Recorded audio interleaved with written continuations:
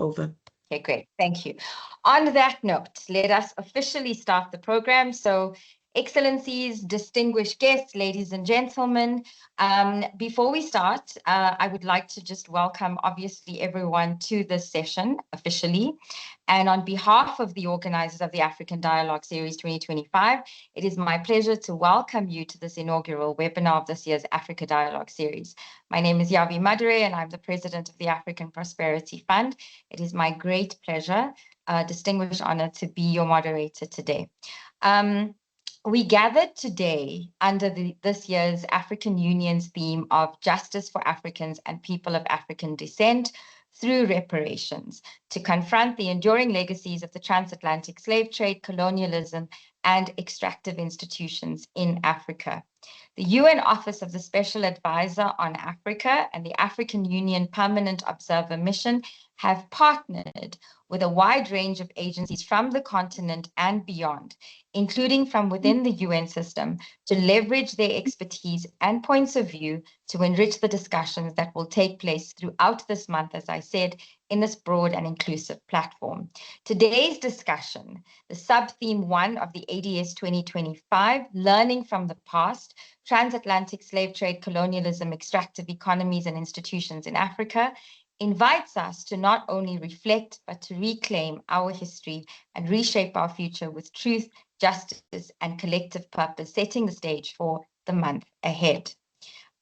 Without much further ado, I would like to welcome the distinguished Under Secretary General and Special Advisor on Africa, Ms. Cristina Duarte. Madam, are you ready to please deliver your opening remarks? Good morning, Yavi. Yes, I'm ready. Thank you for such clear and well-structured introduction to our webinar.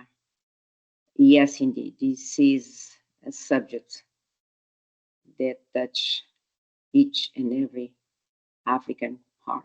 Thank you very much.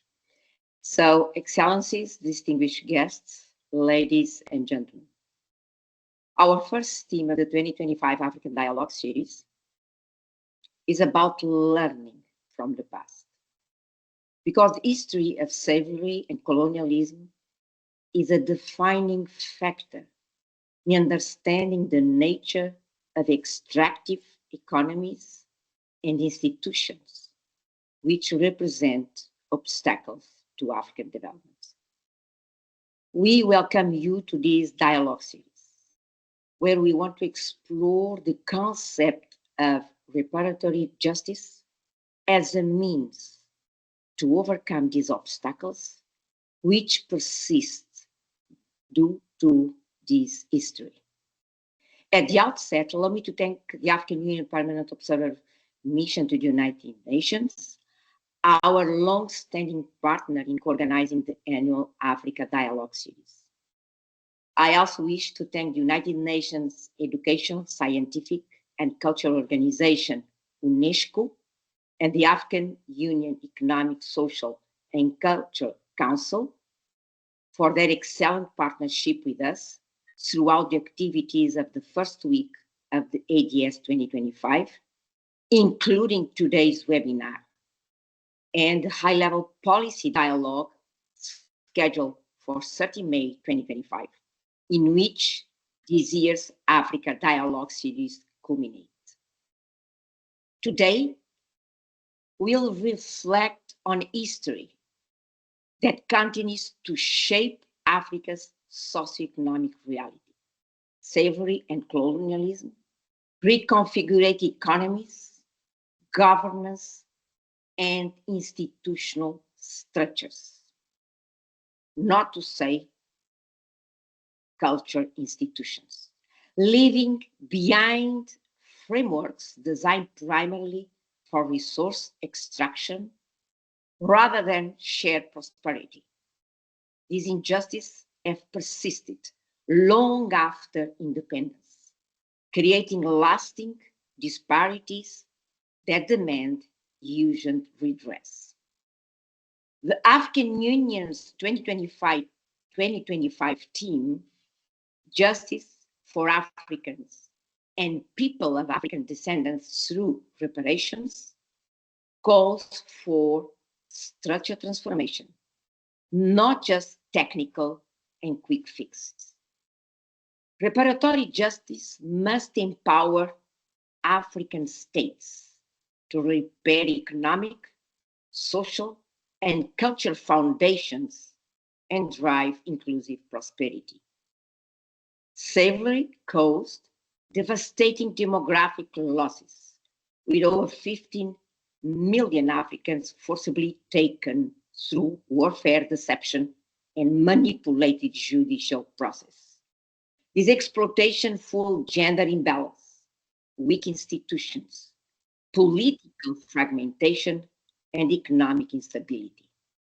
Research suggests Africa's GDP per capita could be 72% higher today had the slave trade not occurred.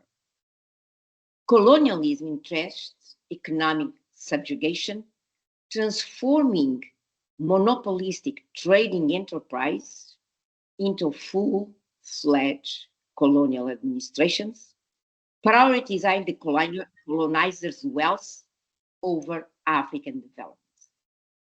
The socioeconomic consequences of this injustice are undeniable. Inequality, including gender inequality and the lack of inclusive institutions, still burden African societies.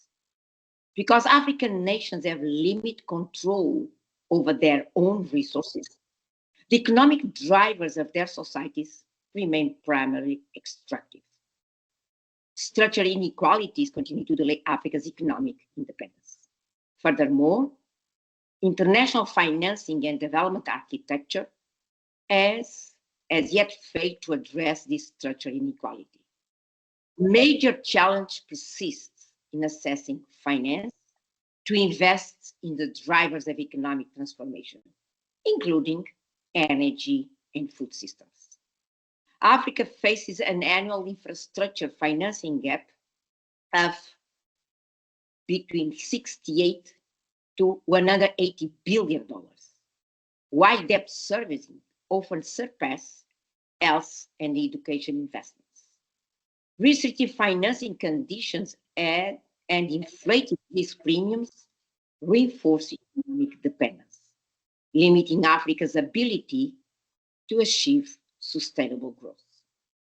Most fundamentally, Africa is unable to harness the opportunity to control its own resources effectively due to the persistence of imbalances that were created through colonialism and which have persisted in neocolonial structures. To turn these challenges into opportunities requires bold action. Reparatory justice is not solely an African concern. It is a global imperative. Aligning Agenda 2063 with UN SDG 2030 through a reparatory lenses is essential in correcting historical injustice. Strengthening Pan-African institutions can help reinforce Africa's resilience. The Africa Continental Free Trade Area serves as a cornerstone of this transformation, broadening regional integration and driving equitable economic growth.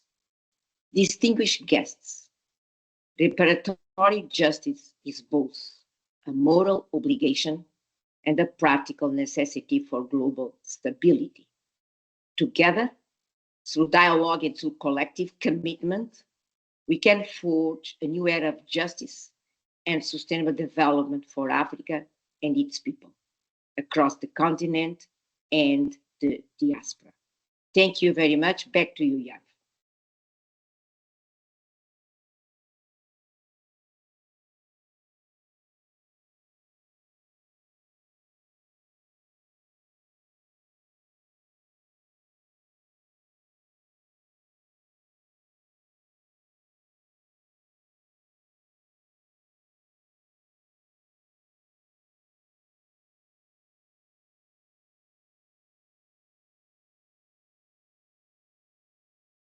Back to you. You're muted, Yavi, in case you're speaking.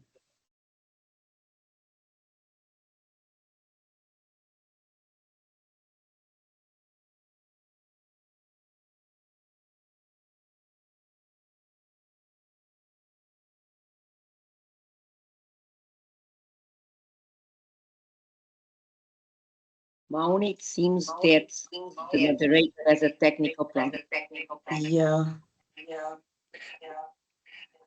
At this point, I would suggest moving on directly to Mr. Sissiko, so we can hear his opening remarks on behalf of the African Union Economic, Social and Cultural Council.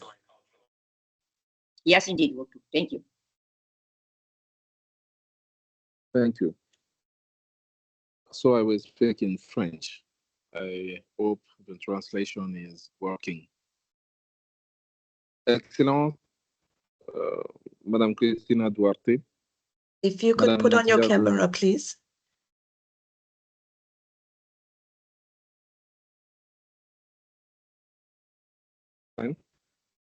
Excellence, Madame Cristina Duarte, Madame Lydia Brito, Excellence, Madame Fatima Hiari Mohamed, Dr. Charles Akibode, distingués intervenants, représentants de la société civile.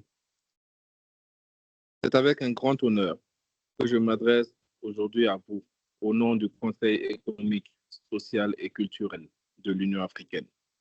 Je tiens tout d'abord à saluer les efforts de tous les partenaires dont la collaboration a permis de donner vie à cet important dialogue. La série de dialogues sur l'Afrique continue de servir de plateforme de réflexion, d'échange et d'action. Le thème de l'Union africaine de cette année, justice pour les Africains et les personnes d'ascendance africaine grâce aux réparations, intervient à un moment clé, touchant directement le cœur du combat de l'Afrique pour la justice, qui exige que nous nous confrontions aux séquelles persistantes de la traite transatlantique des esclaves, du colonialisme, de l'apartheid et du génocide. L'impact de ces événements est encore présent aujourd'hui dans les disparités économiques, les instabilités politiques et les ruptures sociales qui continuent de façonner notre continent et sa diaspora. Nous connaissons tous trop bien l'histoire de l'Afrique, marquée par de profondes injustices. Dans son sillage, le colonialisme s'est enraciné, imposant une domination étrangère qui a démantelé la gouvernance autochtone, effacé des siècles de savoir et réorienté les économies au service d'empires lointains. Parmi les séquelles les plus douloureuses figure la traite transatlantique des esclaves, qui a violemment déraciné des générations, déchiré des familles et dépouillé le continent de ses habitants et de son potentiel. Du partage de nos terres à l'actuelle économie mondiale extractive, l'Afrique a longtemps porté le poids d'un ordre mondial qu'elle n'a pas conçu. Mais ces systèmes, fondés sur l'exploitation, ont été construits. Et parce qu'ils ont été construits, ils peuvent être démantelés. Excellences, distingués invités, ce moment nous oblige à placer la justice réparatrice au premier plan du discours mondial. Nous sommes appelés non seulement à nous souvenir, mais aussi à réagir activement, à tirer les leçons du passé et à réimaginer un monde fondé sur l'équité, la souveraineté et la dignité. Nous devons également affronter ce que trop de gens refusent d'admettre. Le colonialisme n'a pas disparu, il a évolué. Aujourd'hui, il parle le langage du développement. Il se cache derrière des accords commerciaux, des programmes d'investissement et des pièges de la dette. Il ressemble à du progrès, mais fonctionne comme du pillage. Il se manifeste dans le déséquilibre des prises de décision mondiales et dans les systèmes qui accaparent le pouvoir entre les mains de quelques-uns, tandis que le plus grand nombre reste muet et exclu. C'est pourquoi nous ne devons parler de développement durable sans parler de justice réparatrice. Nous devons repenser nos systèmes, la manière dont nous gérons nos ressources, finançons notre avenir et racontons nos histoires. Nous devons placer le savoir africain, les voix africaines et l'appropriation africaine au cœur de chaque solution. Cela est particulièrement urgent dans l'industrie extractive, où les vastes ressources de l'Afrique sont pillées, laissant des rivières empoisonnées, des terres dévastées et des populations prisonnières de la pauvreté. De même, les pratiques minières non durables, la disparition des forêts, la pollution des eaux et les catastrophes climatiques continuent d'être des causes du déplacement de millions de personnes. Trop souvent, ces crises sont alimentées par des intérêts extérieurs, privilégiant le profit aux individus. En outre, nous ne pouvons parler de paix et de sécurité en Afrique sans nous attaquer aux systèmes défaillants, aux systèmes qui ont accaparé le pouvoir, extrait les richesses et exclu les voix.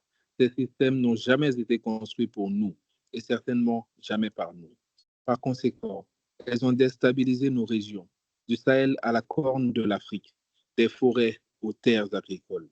Ces crises ne sont pas isolées, mais elles sont le symptôme d'une injustice structurelle plus profonde. Aujourd'hui encore, elles alimentent l'instabilité politique, l'insécurité et la pauvreté dans des pays comme la République démocratique du Congo, le Soudan du Sud, le Niger, le Mali, entre autres. Des nations riches en minerais, mais prisonnières du paradoxe de l'abondance. Tant que nous ne ferons pas face à cette réalité, la paix restera hors de portée dans de nombreux pays africains. Excellences, distingués invités, l'Afrique ne demande pas la charité. Nous exigeons ce qui est juste, équitable et attendu depuis longtemps. Nous appelons à la restructuration des systèmes financiers mondiaux qui enferment nos pays dans la dette et la dépendance. Nous appelons à des partenariats commerciaux équitables et non à des partenariats fondés sur l'exploitation. Nous appelons à la fin des pratiques extractives qui déplacent nos communautés, polluent nos terres et laissent des générations futures avec moins que ce qu'elles méritent. Nous exigeons des réparations, non seulement sous forme d'indemnisation, mais aussi par des mesures concrètes, telles que des réformes politiques, l'annulation de la dette, le transfert de technologies, les échanges éducatifs et la restitution du patrimoine culturel volé. Ces mesures ne sont pas facultatives. Elles constituent les fondements d'un monde juste, un monde où le développement de l'Afrique est une priorité mondiale partagée. C'est pourquoi le thème de l'année de l'Union africaine n'est pas une simple déclaration. C'est un appel clair, une occasion de passer de la commémoration à la transformation. Un moment pour les Africains et la diaspora de s'unir autour d'une stratégie et d'un objectif, de construire avec détermination au-delà des frontières, des histoires et des générations, et d'entamer le long et nécessaire travail de promotion de la justice réparatrice. Car la question qui se pose à nous n'est pas seulement de savoir ce qui nous a été fait, mais ce que nous choisissons de faire maintenant. C'est le moment, non pas demain, ni un jour, mais maintenant, de transformer des siècles de chaînes brisées et de promesses non tenues en fondement du pouvoir. C'est le moment d'exiger une justice qui ne soit pas symbolique, mais transformatrice et structurelle.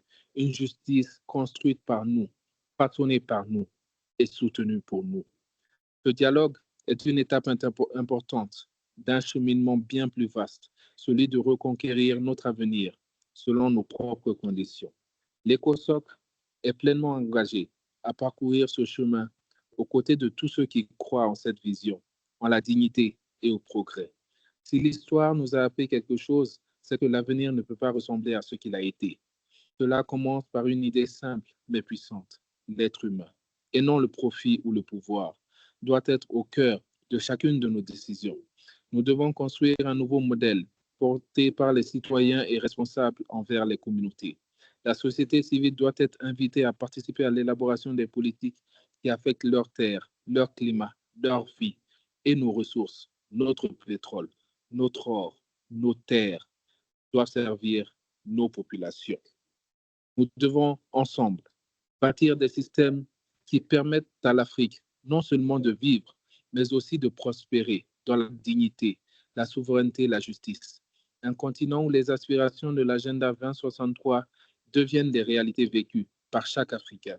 Un continent où l'héritage du colonialisme cède la place aux politiques de pouvoir, où les richesses volées sont réparées à leur juste valeur et où notre unité devient notre plus grande valeur. À l'ECOSOCC, nous ne nous contentons pas d'exprimer cette vision. Nous nous efforçons de la vivre. Nous nous organisons, nous nous mobilisons et nous agissons. Nous devons agir avec audace et en collaboration avec nos partenaires du continent et de la diaspora ainsi qu'avec la société civile, pour un avenir qui ne se contente pas d'honorer notre histoire, mais qui s'en détache pleinement.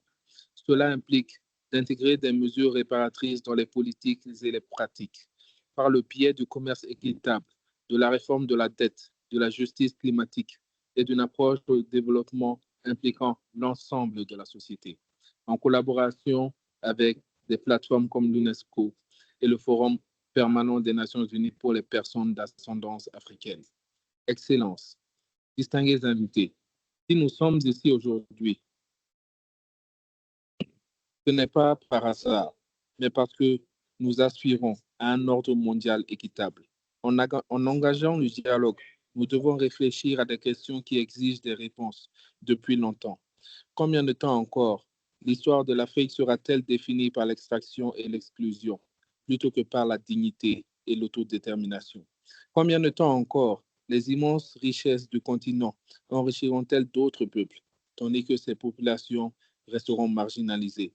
Ce ne sont pas des questions rhétoriques. Elles doivent guider notre réflexion et façonner nos réponses.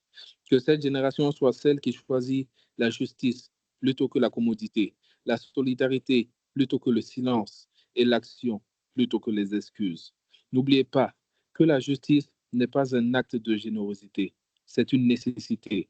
Elle exige de passer des paroles aux actes, de la reconnaissance à la responsabilité. La voie à suivre exige un engagement à reconquérir l'avenir, non pas en tant que victime de l'histoire, mais en tant qu'architecte d'un nouvel ordre. La question n'est plus de savoir si l'Afrique a droit à la réparation. C'est clair. La véritable question est de savoir si la communauté internationale est prête à agir à nos côtés pour y parvenir. Mesdames et messieurs, merci de votre attention. Je vous souhaite un webinaire réussi et une série d'activités productives tout au long de ce mois. Merci pour votre aimable attention.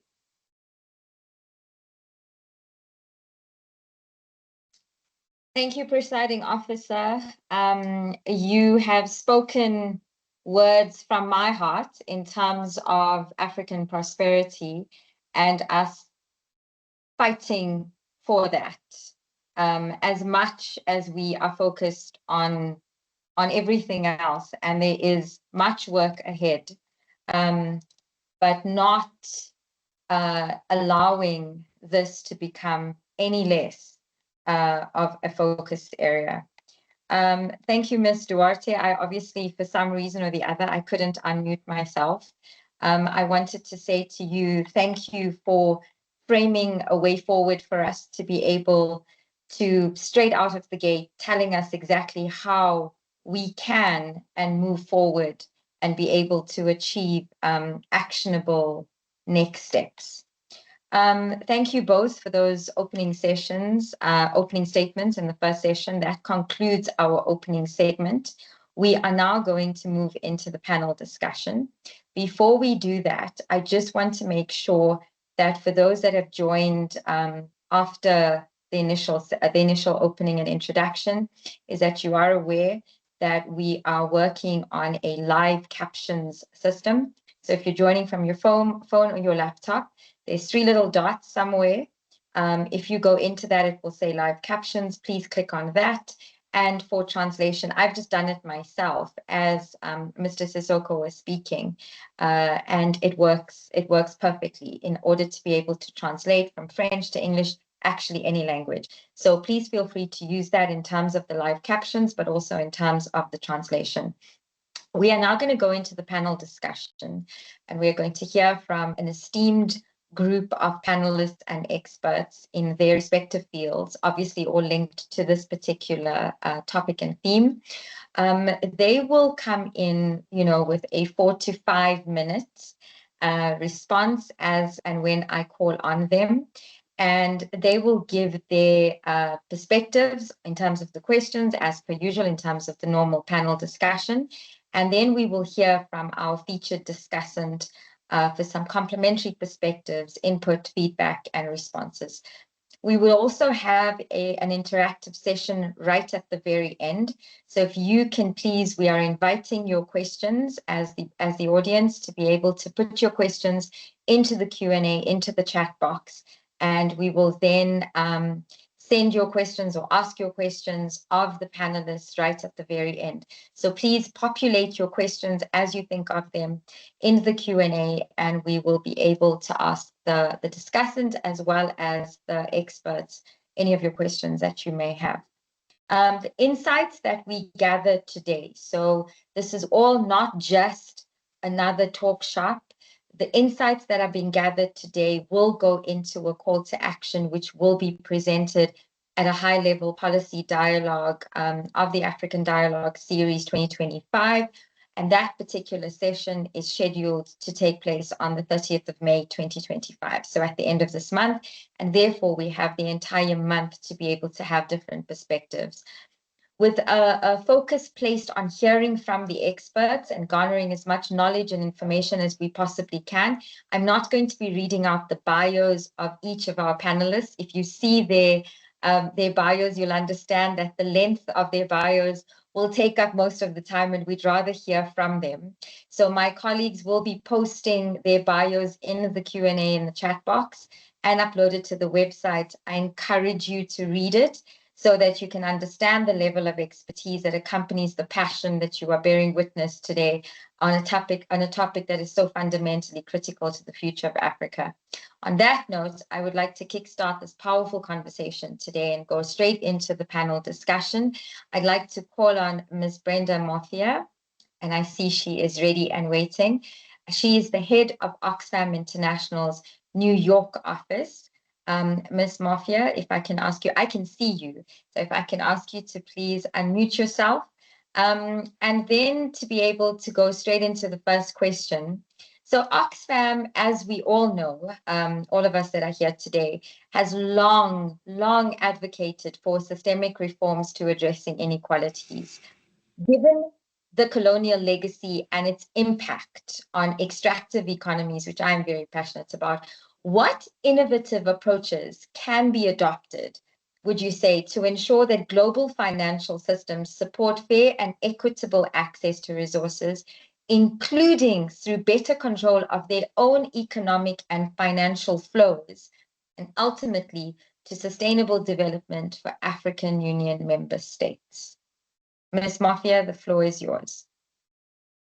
Thank you very much. I have been told that I only have 4 minutes to respond to these questions. So let me just begin by acknowledging all protocols that have already been laid. Yes, so over the last 11 years, Oxfam has produced an annual report that probably many of you are aware of, and also an economic inequality index annually, which shows the state of inequality, global inequality. This report has, for the last 11 years now, showcased the skyrocketing challenge of inequality, which everyone now is beginning to agree that it's one of the major challenges that the world is facing. So by inequality, we've been looking at inequality between individuals, meaning that we've been looking at the gap between the rich and the poor. And then we've also been looking at inequality between nations. This year's report, like I said, we've been producing this for 11 years, but this year's report is particularly very significant to this conversation. The report for this year was focused, which was entitled, and you can find it online, was entitled Takers Not Makers: The Unjust Poverty and Unearned Wealth of Colonial Inheritance. So we went ahead, like the previous reports, in showcasing how billionaire wealth is just skyrocketing. We showcased that just between 2023 and 2024, rich people increased their wealth by 2 trillion rather, between 2023 and 2024. And also that many more billionaires were created. However, unlike previous reports, this year's report also unmasked, what many of us think, that sometimes we imagine that when people earn millions and become millionaires, that they worked very hard. We unmasked that the wealth that we're talking about is wealth that can be traced, and also it origins in legacies of colonialism, in historical legacies.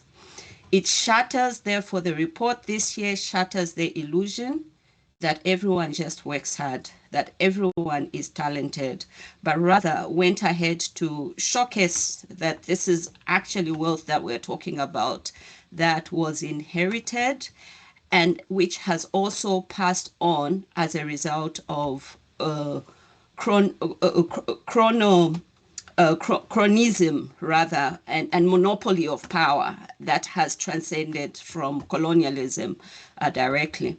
So we've also showcased that entrepreneurship has been as a result of these colonial legacies and passover. The report and our analysis also shows that 60% of billionaires, they have also inherited this wealth as a result of corrupt sources, monopoly of power. And like I said, it's something that cascades back to colonialism. So it's not anything that anyone can talk about as a result of entrepreneurship. That said, we've gone ahead to showcase that, this monopoly of power and the connections to governments are crucial, and they've perpetrated and they continue perpetrating inequality among nations and within nations. From all the deprivations that we're experiencing and all the discriminations that many of our people on the continent and elsewhere, in terms of poverty, in terms of conflict, in terms of gender discrimination, in terms of climate injustice, and so on and so forth, economic poverty, for example, is as a result of the inequality that has been created and structural inequalities that have perpetrated over a very long period of time. And this is where the source of many of the challenges that we are experiencing. In terms of innovation, and I would encourage everyone to read this report because, like I said, it provides a lot of data, but it also systematically showcases the trends, the historical trends, and also identifies the institutions and the power holders more meaningfully, and we don't have time for that. In terms of innovative ways of addressing this inequality, I'm highlighting 3 recommendations. First of all, I think the first innovative way of addressing this, before we can even talk about what needs to be done, is for us to unpack the issues and to connect the struggles and the issues. Like I said, our report goes on to show how it's a trend that traces to, but I think it's absolutely important as actors that are trying to address many of these challenges to make that connection. The historical, the thematic, the players, we need to understand as the first innovation. The second intervention that we need to do is that most definitely when we're talking about economic inequality, we need to identify the structural institutions that keep perpetrating the inequality and reform. So the international financial institutions inevitably and no doubt need to be reformed. Talking about debt issues, for example, we need to look at the debt restructuring, the debt policies, We need to identify what is creating the unfair debt mechanisms and insist on the reform there to happen.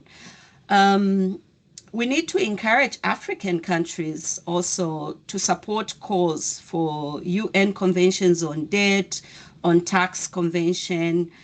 We also need to encourage our governments to begin looking at the mechanisms and the policies around extractives, the extractive industries and the tax regime that are linked to that. And then my last recommendation is also on understanding the power, for example, that comes with institutions such as the UN. And by the UN, I think one critical recommendation that would put forward is that we need to go back to trace back to the source of the challenge and encourage that there's need for us to relook the charter. The charter certainly needs to be reviewed. As the charter was put in, we know the challenges of the charter. It confines a lot of power and structure enables the inequality that we're talking about. So going back to the charter and encouraging a review of the charter within a provision that has been put in place within the charter itself, Article 109, that calls for a charter conference to be held and reviewed. And then within that, also just to encourage our member states also to take the ongoing reform processes that are happening, the reform of the UN Security Council, and take that as something which is serious, because as many of you are aware, the UN Security Council has confined power within 5 nations. And a lot of times we think that this is only confined to peace and security issues, but in essence, the P5, the permanent members of the UN Security Council, are most certainly have accumulated power through that system that goes beyond just peace and security to also translate to economic inequalities that we've been experiencing. So for now, I think those are the recommendations that I can put forward. Thank you very much. Thank you, Ms. Mafia. I know that if you could carry on, you would. I can feel that you have got a lot more to say. So what we will do is, obviously, if we have more time, and remember there's going to be questions, but if we have more time, I'm going to come back and give you the opportunity to finish any of those things that you wanted to be able to still speak about. Thank you for that. I think your recommendations have created a framework for us to be able to understand exactly, where you are coming from, as I said, Oxfam has long been advocating for systemic reform. So you've basically put in a few minutes, you've framed for us exactly how and what the basis of recommendations are. And hopefully we get the chance to be able to come back to you and have more from and hear more from you. Mr. Brian Kagoro, where are you, sir? There we go. Can I ask you to just put on your camera? For some reason, I can't see. Am I the only one? Okay. No. There we go. There we go. My dear brother, how are you? I hope you are well. We thrive. We thrive. Our next panelist, the esteemed Mr. Brian Kagoro. When I hear the word Pan-Africanist, a picture of Brian forms in my mind. So the ultimate Pan-Africanist, but more so expert in global reparatory justice and the managing director of programs at the Open Society Foundations, who leads this narrative with much gusto and with much passion. So Mr. Kagoro, with the ongoing discourse on reparatory justice and its connection to Africa's colonial past, how can, it's a two-part question. How can African nations effectively mobilize support for actionable measures that address both historical injustices and modern economic inequalities or inequities? But also, how can the African Union most effectively leverage its 2025 theme of the year to achieve lasting and substantive justice and repair for Africans and people of African descent, so that we're not just talking, we have actionable points, actionable measures? The floor is yours. Thank you, Yavi. Gratitude to AU, ECOSOCC, to UNESCO, to Her Excellency, the Undersecretary General, for the kind invitation. If you think about enslavement as the decimation of the most productive labor force, constituting between 15 and 20 million people, and you think about what the loss in economic terms is, and you think about that labor force spread across the world, in the Caribbean, in the US and elsewhere, where they were forced to work without being remunerated and to work in highly cruel and harsh conditions. If you think about the enslaved people, some of them having been abducted as prisoners of war, and then you flip that coin and you think about the wealth accumulated by sugar barons, by tobacco barons, by many people, insurance firms such as Lloyd's of London, banks such as Barclays and others, and churches. You've heard from the Pope, the Apology, the Church of England, universities. You've heard those that have apologized for appropriating Black properties. The entire architecture of Western civilization, of the first, second, and third industrialization, was built on three factors: undervaluing of Black lives or African lives, undervaluing of their labor, undervaluing of resources extracted from the continent. Now, these are not historical issues, because with the abolition of enslavement or slavery, we've talked severally about how slaves were made to pay for their emancipation. And I must point out here that what happened in Berlin 150 years ago, as a sequel to Black transatlantic chattel enslavement, actually did not change the logic of undervaluing African labor, undervaluing African resources. And I dare say, as the Undersecretary General pointed out, the current system of global division of labor that Walter Rodney aptly described in the book, How Europe Underdeveloped Africa, and that I've heard the Undersecretary General Duarte describe severally, continues that same logic. What is that logic? African labor, Black intellect, Black contributions to technology, African natural resources, mineral resources, African land does not have the same value as land elsewhere. Lives don't have the same value as lives elsewhere. The undergirding ideology is one of white supremacy.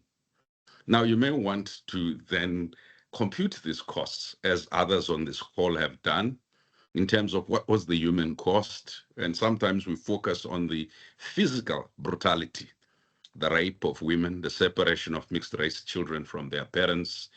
We look at the sheer inhuman way in which people were accommodated, were transported, and etc. You may wish to look at the trade cost, the imbalance, trade imbalance created where Africa at the periphery was made the site of provision of raw materials. Or you may want to look at the sabotage of Africa's technical advancement or technological advancement. I've talked about leather. You may wish to look at ecology, how this has had an impact on small island states. This has an impact on states that are in coastal states and also landlocked states. that we now describe in narrow terms purely as a climate change threat. But if you look at the holistic technology of how, whether it's through enslavement or colonialism or more versions of neoliberalism, how you dig out and do not reclaim land. And this is not just in small, poor, war-ravaged countries. It's also in advanced economies such as South Africa, how mining companies are able, in those neighborhoods that are Black or occupied by Africans, to dump toxins in the soil, emit gases that actually undermine health and other social services, affect water tables, cause new diseases. So systemic racism is not a historical issue only pertaining to enslavement. The AU theme of the year is about justice today and tomorrow for continuing injustices. So if you look at the poor social services that we talked about, the unequal access to food, to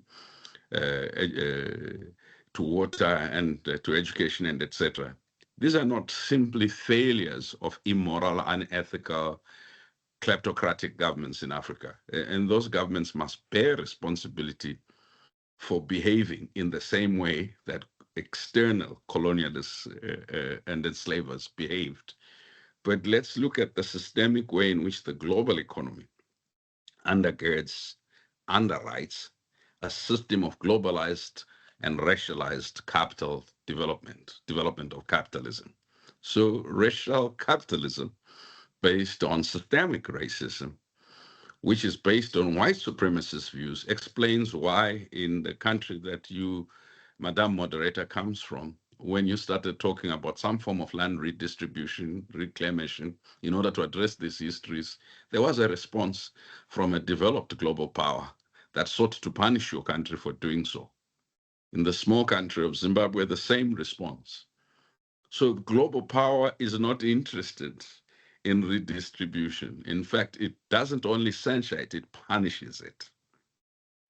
And it seems to me there is no pathway out of it except what Nkrumah, Abdel Nasser, Amilcar Cabral, Sankara, and others had seen. Unite or perish. It is clear from all analysis that aid will not save the continent. It is also clear from analysis that no matter how nice we are in the partnerships that we construct with Europe, with everyone else, Europeans have strategic self-interest and strategies that project into the next 50 to 100 years. Our cousins in Asia and in the Middle East have development strategies, economic development strategies that project into the next 50 to 100 years. And these strategies are not just about the inward-looking self-reliant growth. It's also about how they project their power and their interest in relations with others. That is why the wholesale dispossession or wholesale grabbing of land in Africa under the guise of investment should become a worry. It seems to me, therefore, Madam, that the one thing we need to discuss is not only, is a question that the Zambian economist Grieve Chelwa has asked. Can Africans do economics? The emancipatory development and freedom, or what Zimbabwean academic Sabelo Kacheni Ndlovu has asked, what is the cost of colonialism in terms of constructing a mindset of dependency and also a psychotic addiction to dependency? The solutions are not new in terms of what we can do for ourselves. Remember, reparations is repairing what we have done to ourselves and also repairing what others have done. You will all know since the time of Nkrumah up to now, the African Union and Africans have appreciated the need for regional integration, the need for intra-regional trade, the need to develop infrastructure, because without infrastructure, we will not be able to progress. And if the only infrastructure that we have is infrastructure that facilitates extraction of raw materials, won't go far. The need for technological advancement, developing value chains, appreciating that none of our individual countries are viable on their own to develop the skills base requisite to compete with other nations, whether it's China and etc. So pooling our resources so that we have collective self-development. Amy Sisa, in 1955, in describing what is colonialism, said colonialism is driven by self-interest, the self-interest to exploit. Now, what is the modern neoliberal development paradigm? It is a new form of colonialism that writes inequitable partnership as the basis for global trade, for investment, and for the global financial architecture. What is the solution? Brenda said it.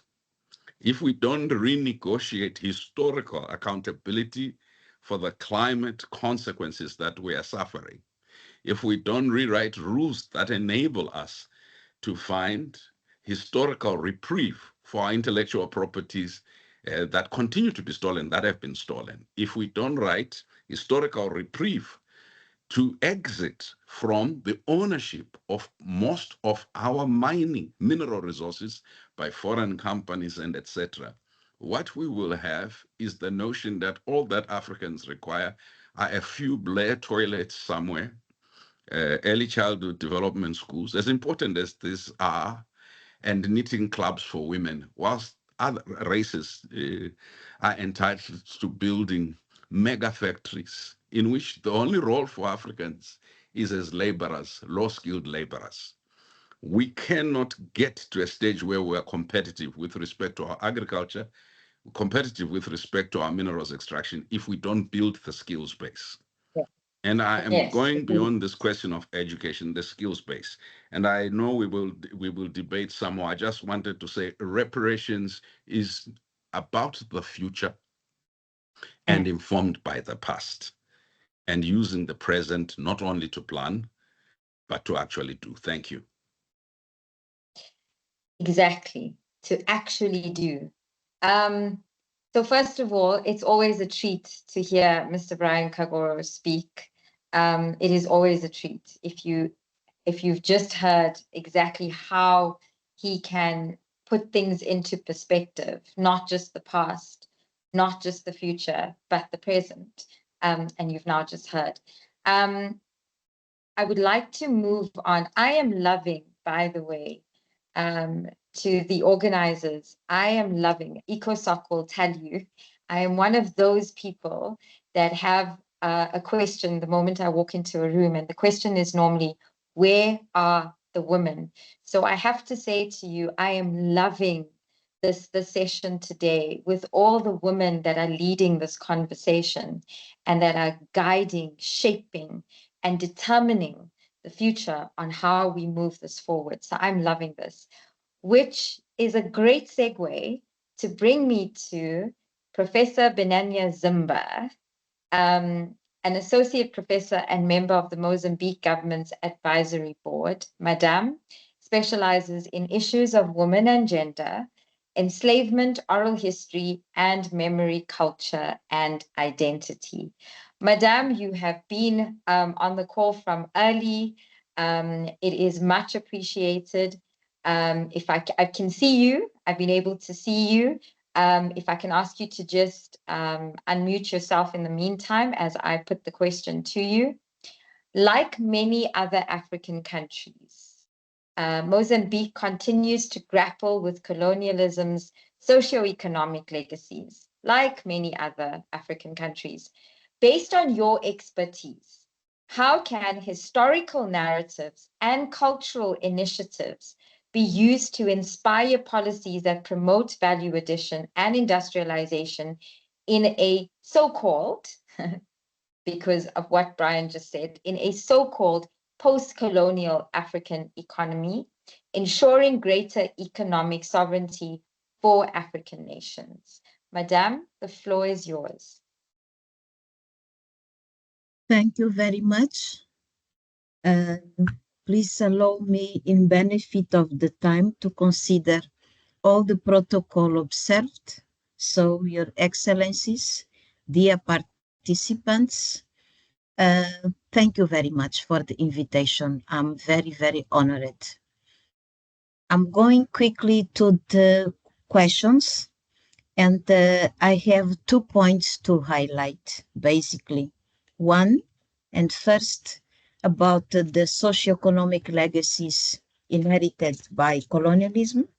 If we look at countries like Egypt, Nigeria, Angola, South Africa, and Mozambique, of course, which is my country, in terms of the economic legacy, and according to the World Bank and the trading economics, if we look at 2024, for instance, the annual economic growth was only 174, roughly 175,075 billion US dollars, which is absolutely nothing if we compare to other groups of countries which are not from the African continent.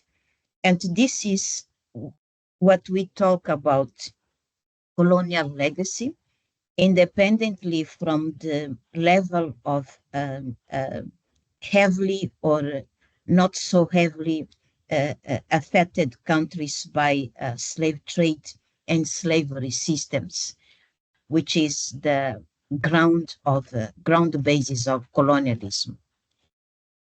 On the other question about the historical narratives and the cultural initiatives that might help and value the promotion of industrialization as well as economic sovereignty, I could briefly highlight 2 points. One, which has been also brought by the previous speakers, is to continue to promote multidisciplinary studies and groups like those which already exist at the African Union level, which are dedicated to really narrow down the concept of first, economic legacy. What are we talking about? And reparation. There has been quite some, I wouldn't say confusion, but not good understanding. What are we talking about when we talk about reparation? As a recommendation, we should foster and keep, and I would use not very good term, but it's really the right term, intelligent dialogue between former colonized countries and those which are considered a bit more developed countries.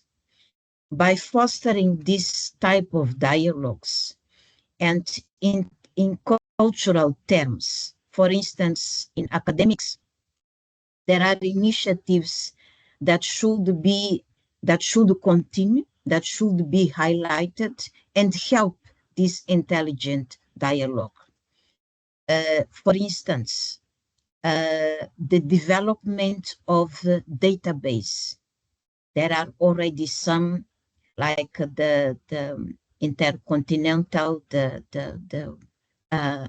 transoceanic database, where the issue of slavery and slave trade is there, not only to be studied, but really helps to contextualize what are we talking when we are talking about colonialism and its legacy in terms of numbers, in terms of economic underdevelopment, and to help tracing the way forward.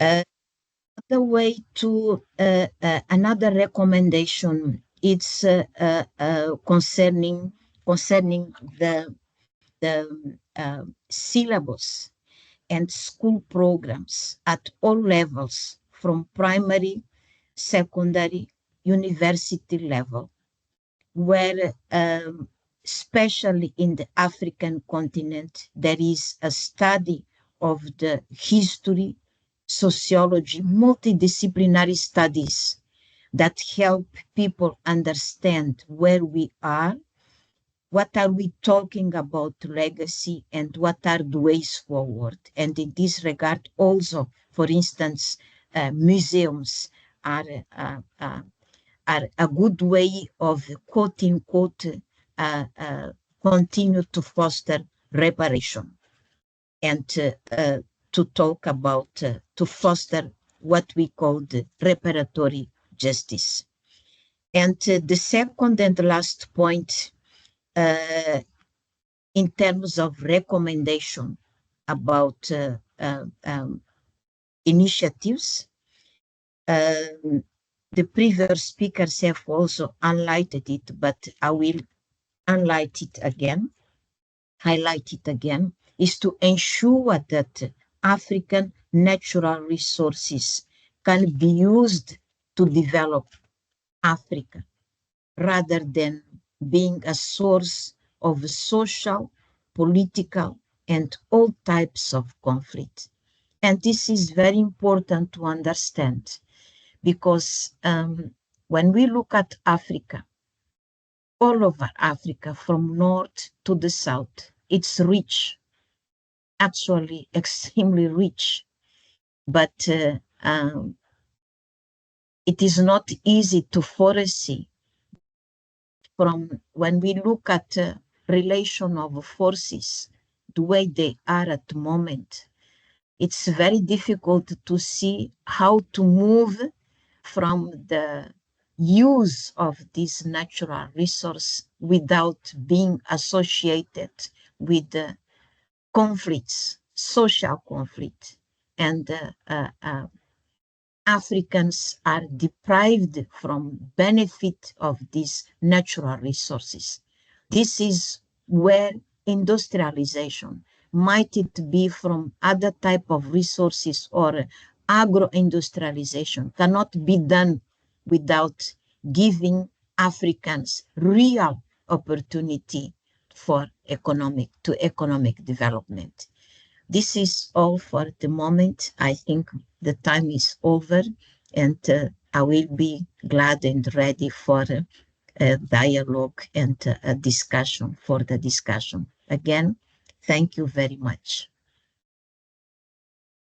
Thank you, Professor. Thank you for that insightful perspective in terms of, and obviously, you know, being an advocate for the AFCFTA and the trade agenda and women economic inclusion, your entire perspective puts into perspective for me just how much work we still have got ahead of us.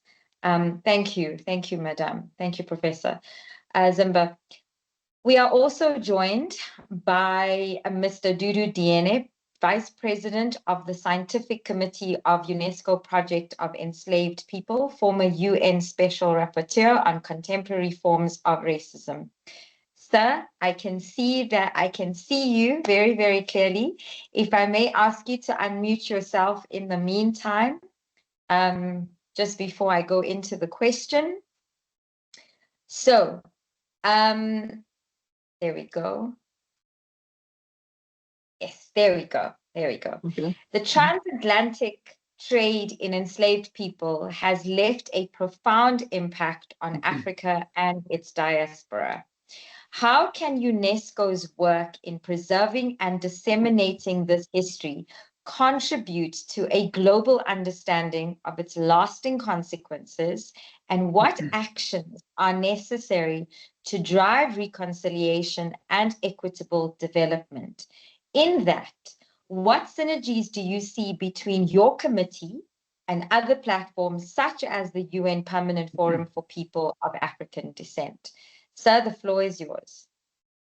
Thank you very much. I would like first to say from what position I am taking the floor and participating to your very important meeting. First, as UN Special Rapporteur on Racism for 6 years, I did investigate for 6 years more than 15 countries And the issue I was investigating, racism, is the ideological legitimation of slavery, racism. Because racism is not coming from the cosmos, is an ideological construction to legitimate the fact that human beings were being sold as enslaved people. So this is my first important experience. Secondly, I launched with my colleague the slave route program at UNESCO. And the aim of that program was to come back to the most important historical event of the past centuries, slavery, Atlantic slavery, which was hidden and absolutely taken out of history and memory. And we wanted to go back and investigate scientifically, objectively, what happened, why it happened, and what are the present day consequences. So this is the two pillars of my experience. My second point now is really to highlight how important it is that UN, African Union, and UNESCO are joining in this exercise, because I am involved in many meeting activities linked to slavery and reparation. Most of them are from the civil society and the intellectual and the scholars. But the weak point of what we have been doing in the last 20 years is a lack of action from the governments. This is why the fact that the UN, African Union, and UNESCO are behind this meeting is a very important opportunity for the member state and the governments to move. So I hope that these three partners will help the government to move. Now, the central point I would like now to touch is what we are talking about is the reparation, but reparation of what? Reparation of slavery. But you have to understand that slavery is a universal practice. All countries, all continents have been victims of racism throughout history. And the word slave came from slavery, came from the fact that during centuries, the central core of slavery was in the Mediterranean area, and the slave people, Slav, the word will come from the Slav people. So it is not linked to race. This is racism has linked blackness to racism, but historically, racism is much older. Now, what do we talk about when we talk about Atlantic slave slavery? To take the measure of what we have to repair, we are talking about something which, in UNESCO, we decided that in 1994 that it was time to come back to this very profound historical event which has lasted for more than 5 centuries and has shaped the present day world, but which has been marked by silence, the silence of history, and invisibility, the invisibility of the victim. So this is why we launched the slave route program, and it is now called the route of enslaved people. Now, what can we do in terms of reparation in face of this very profound tragedy? My first recommendation is very absolutely important, is that we have to understand that when we talk about slavery, there are two pillars which should be the basis for reparation. One is the all matter economic dimension of slavery, because fundamentally, slavery was launched to exploit the so-called new lands of the Americas and the Caribbean, etc. Exploitation and economic exploitation is the core, the fundamental motivation, first one. This is why reparation has to touch on the whole process of economic exploitation, the whole process of the violence of capture of putting in the people in the ships, the Middle Passage, the extreme violence, which makes that the Atlantic Ocean is an immense cemetery. For every enslaved arriving alive in the Americas and the Caribbean, 5 to 10 died on the way. So that dimension of economic and material exploitation certainly is one basis for reparation. This is why I am glad that we can mobilize economic institutions, and most of the speakers touch about it. But please, the end of slavery, the second pillar of slavery, is not only economic, it is a legitimation of enslavement. And the legitimation of slavery and enslavement of people, African people, and they have been defined by the black codes, is that they are not human beings. It is a construction of racism. The construction of racism is the indication that the other pillar of reparation is to go back to the ideological, cultural, and intellectual construction of enslavement. And that is highly central, because, and that cannot be touched only by the economic dimension. This is why I really draw the attention to the fact that it is highly important that we take into account these two pillars. But now, what is we should do in front of all this very complex, profound event? Now, my first point is we have two key values which we have to promote in our program. The key values which should be at the core of the reparation and beyond reparation. The first one is the ethical value.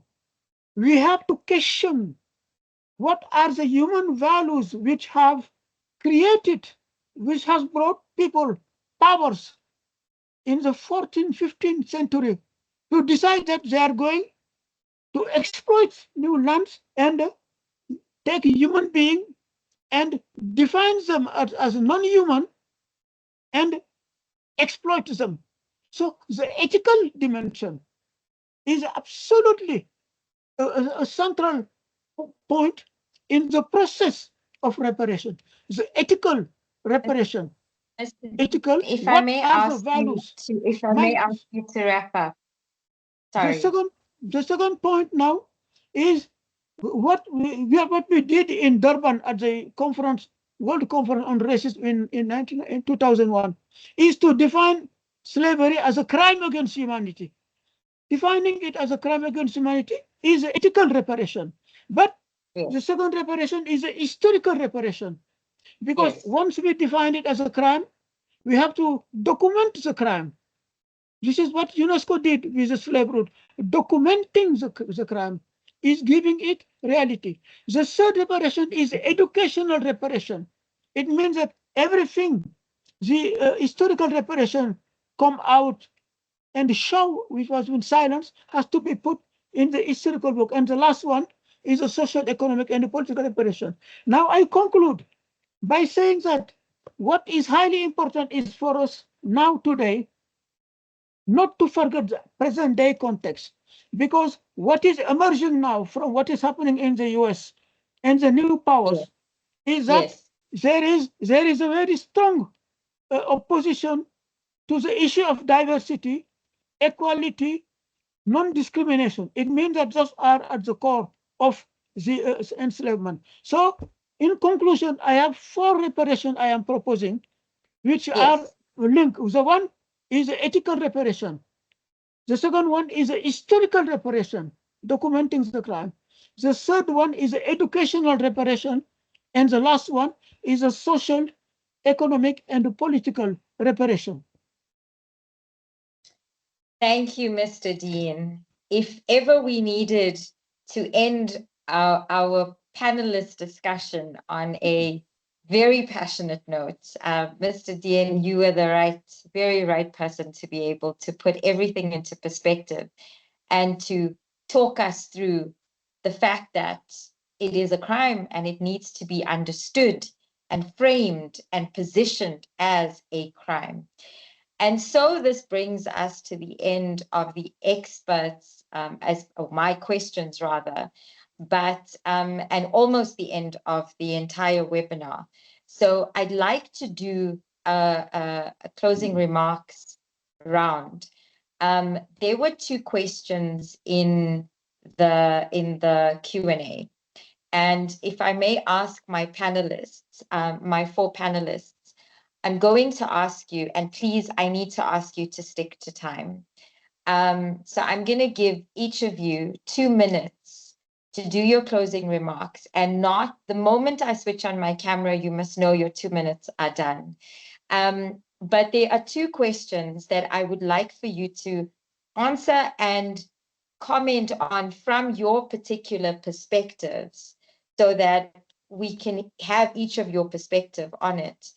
Because I think that they were two very, very valuable questions for the audience and for us to be able to include in the call to action at the high-level policy dialogue.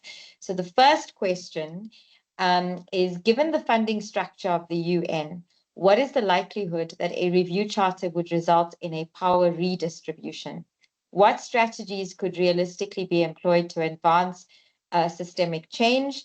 And this applies to the UN as well as IFCs and questions regarding debt policies. So I'd like you, from your perspective, to kind of answer that in your closing remarks, but also a very important one that we don't sometimes look at. And it goes, what is often not looked into is the emotional, psychological and spiritual damage caused to Africa and the global African diaspora, and how this has affected our relationships with one another, and the continued harm this damage is affecting our communities in global Africa.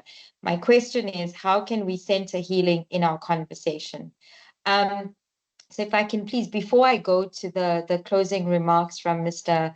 Matug, I want to get your closing remarks, my expert panelists, but please, I know it's a hard job to do in 2 minutes, but if I can please ask you to stick to those 2 minutes. How are we looking at financial structures? How are we looking at healing in terms of a way forward? And if I could come to you, Ms. Brenda Mofia, if you can please just put that into perspective. 2 minutes, please. Yes. So thank you very much. You know, the end of the Cold War brought about a world order, a world governed by rules, a world whose rules we are still implementing. It created, as you are all aware, the United Nations, which essentially a lot of times we think it's a political body, it has political rules, but those rules, like I said, they go beyond political issues, but they also determine many of our economic frameworks and the rules that we continue subscribing to, including the creation of some of the institutions and agencies that we've seen. The unfortunate thing, and this is a reality, is that when the Charter of the UN was being created, there were only 4 African countries present in San Francisco, meaning the Charter as we know it had no participation of Africans. We have a charter that doesn't reflect what Africa wanted because Africa was not there. The other reality, like I said, so we have the charter which has the political, at the same time, economic rules that we subscribe to, but then we also have the IFIs, the international financial institutions, similar to the charter. Those institutions were created without Africa being there. Yes. Over the years, we've seen that those rules don't work for us. Like I tried to explain, they have only reinforced the injustices that Africa has been experiencing, from slavery to colonialism to neocolonialism. As long as we have these institutions and the rules that don't work for Africa, nothing will change. So to respond to the question of how will the Charter review address the historical injustices, Madam, I think it's a starting. Madam, I need you to wrap up. It's the starting point. It's an opportunity for us to change the rules of the game. Whether it reflects or it does happen, that we change the Charter, I think it really is entirely a responsibility of all of us. As citizens, we need to mobilize ourselves. As member states, we also need to hold them accountable to ensuring that they put this agenda forward, because it requires, as Brian said, a unity of purpose, a coming of the mind, and identifying those institutions and the rules that don't work for us and collectively challenge them. So I'll end there. Thank you. Thank you, Ms. Murphy. I'm sorry I had to cut you off. I'm getting lots of pressure, as you can imagine, as we're running over time. Mr. Brian Kagoro.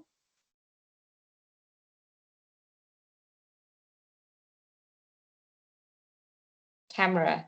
There we go. Yeah, thank you so much. I think the fundamental dimensions that we need to pay attention to are threefold. First, it is the dimension that the separation of the global Pan-African family is a deliberate ploy to stop a potential economy of 1.6 billion people uniting in order to develop within the continent and beyond the continent.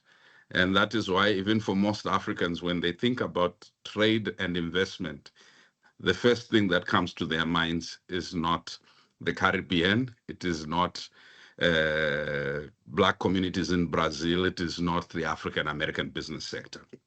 So a unity that's not just continental, but a unity that's global, of the global Pan-African family.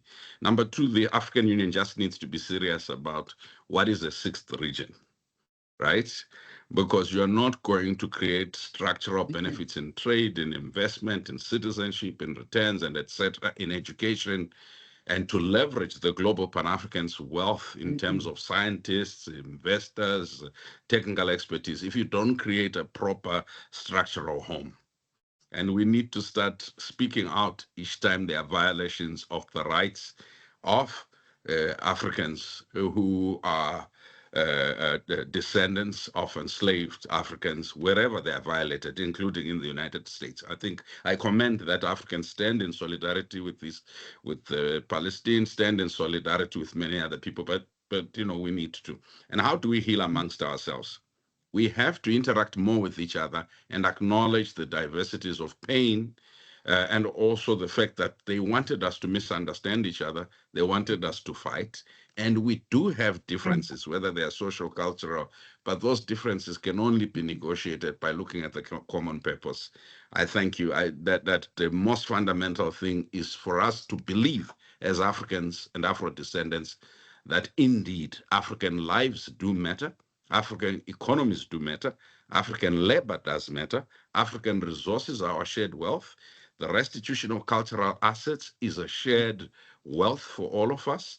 The technological advancement is a shared benefit for all of us. I think it's important for us to think as a collective. I'm looking not to the invitation of a head of state only to the African Union.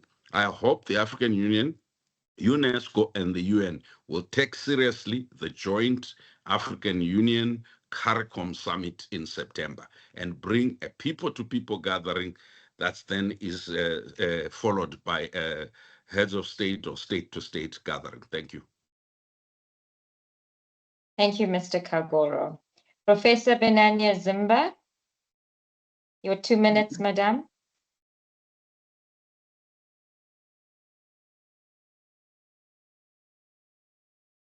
You're muted. Madam, you are muted. Oh. Now? Yes, now we can Perfect. hear you. Please continue. Yes. Now, can you hear me? Yes. Yes, we can. Yes, we can. You may Okay. continue. Yes, thank you. I was saying that the healing process goes back to the issue of memory, which was the initial question that I was supposed to discuss. 2 points very quickly. We need to decolonize the minds in Africa, especially. When we are talking about healing, we need to decolonize the minds. Our minds are deeply colonized, and it is very difficult that you achieve economic, social, whatever kind of development if the mindset is not decolonized. To decolonize the mind, we need to really invest in education. I insist on that. And education, especially for women. We should not forget that in Africa, women are the majority of population, and women are also those who suffer what we call the double exploitation. So in 2 minutes, I would say decolonize the mind and educate, especially women. Thank you. Madam, thank you. Thank you for respecting the time, but also being able to put it into perspective in your 2 minutes. So thank you so much for that. Mr. Dudu Dien. See, I would like to suggest 3 recommendations final at conclusion. My first conclusion is it's highly important and urgent that Afro-descendants move from the victimhood position to consider themselves as the forces of transformation of the societies in which they are living. My second recommendation is not to reduce reparation to only to its economic dimension, because we are living in a neoliberal system. The market dominates everything. So we have to bring in the economic system what is a legacy of enslaved people is a notion of values and moral and human and cultural resistance, the notion of values. And lastly, to understand that we are all living now in multicultural societies.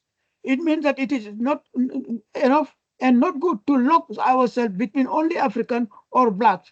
We have to absolutely link to move this multiculturalism to bring the deep change. And the African descendants, because of their history, have bringing values, dynamism, and very strong forces of resistance. We have to bring it to change us, but don't minimize the power of the neoliberal system. And don't reduce reparation to only economic, but also ethic and cultural. Thank you, Mr. Dean. Thank you. Thank you very much for that. Exactly. We cannot reduce it only to 1 or 2 things. My esteemed panelists, thank you very much. Thank you for putting your heart as much as your head out there today and being able to share with us. I wish we had longer. It is such a treat to be able to hear your thoughts, but most of all to see how passionate you are about everything that has been discussed today. It's obviously a very emotive discussion point for all of us, but you have managed to be able to give your emotion a perspective, as well as a very, very expert viewpoint.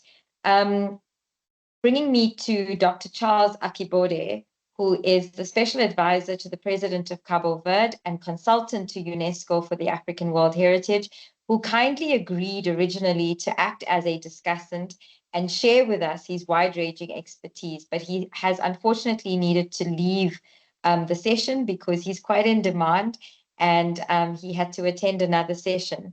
But I can confirm, because obviously I keep on referring to this call to action that will be presented at the high-level policy dialogue on the 30th of May. So I can confirm that his contributions will be reflected through the African Dialogue Series 2025.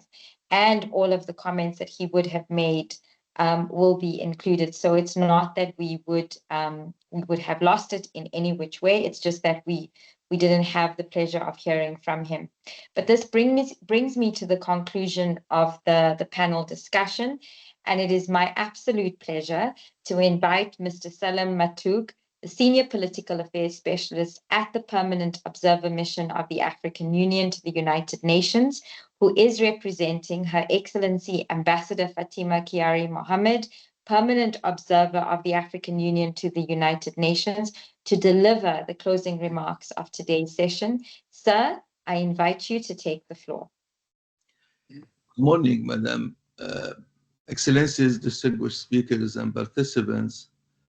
Today we reflect on a crucial theme, learning from the past, exploring how the transatlantic slave trade, colonialism, extractive economic systems, and weak institutions have shaped Africa's history and continues to influence its present and future.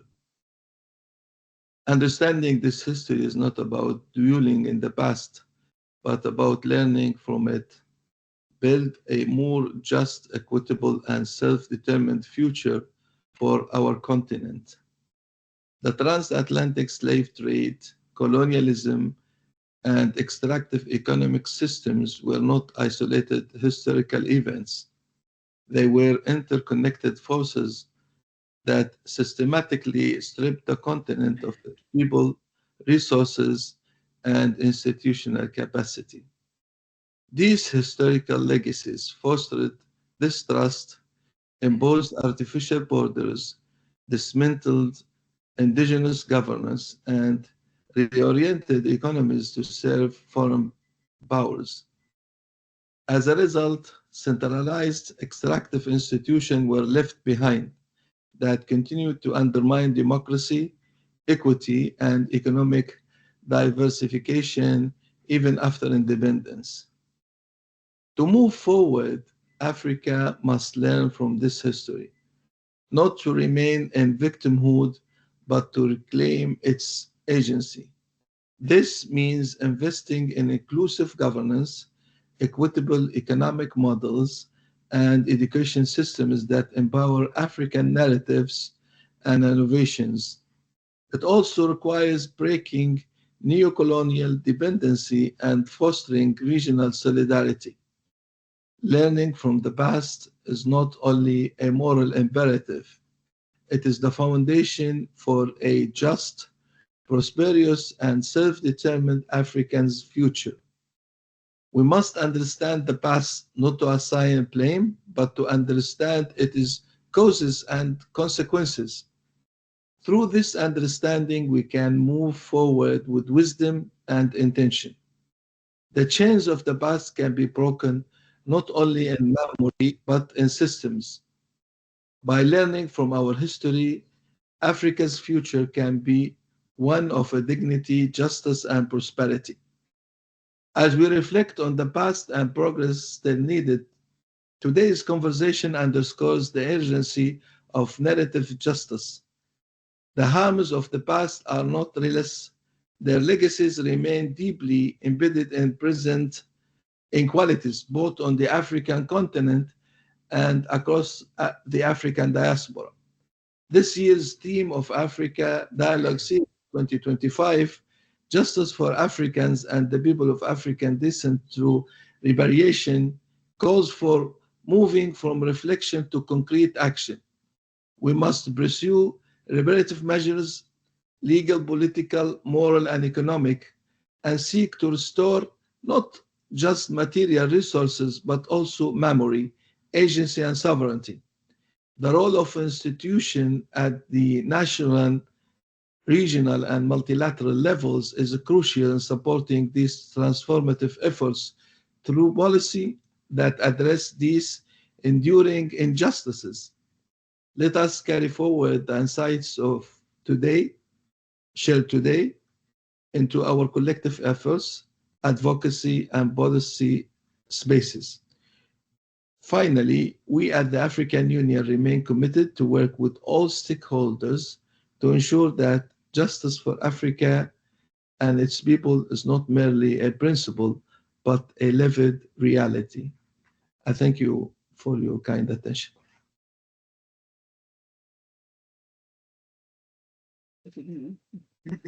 Thank you very much, Mr. Matuk.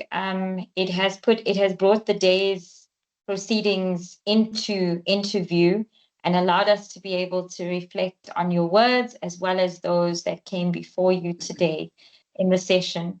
Thank you very much for gracing us with your presence and carrying the message from Ambassador. We are extremely appreciative. Thank you very much.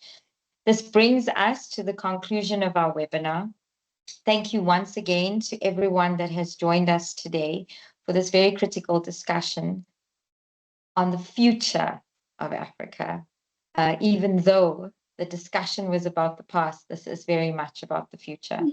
We hope to see you again at tomorrow's youth stage that will take place at the same time, and the rest of the month's activities, which will culminate, as we spoke about, in the high-level policy dialogue on the 30th of May 2025. I thank the organizers, the UN Office of the Special Advisor on Africa and the African Union Permanent Observer Mission, and to African Union ECOSOCC. It has been my privilege to serve as your moderator. I thank you. In Swahili, we say asante sana and kwaheri, which means thank you very much and goodbye, and we'll see you tomorrow. Thank you all. Thank you very much. Thank you. Thank you. Thank you. Thank you. Thank I you. came here because I would not have been able to